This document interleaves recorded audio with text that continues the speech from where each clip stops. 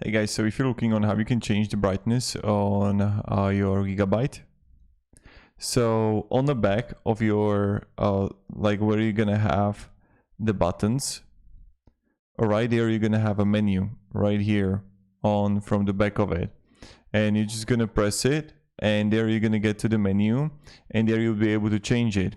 Now there can be a thing there, then just click the button on the back. The up, down, left are shortcuts, but just clicking will open a big settings panel, and in the settings panel you're going to find the brightness.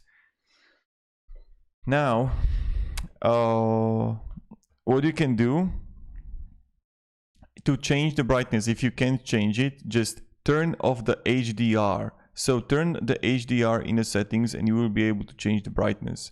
So thank you very much and have a great day and goodbye.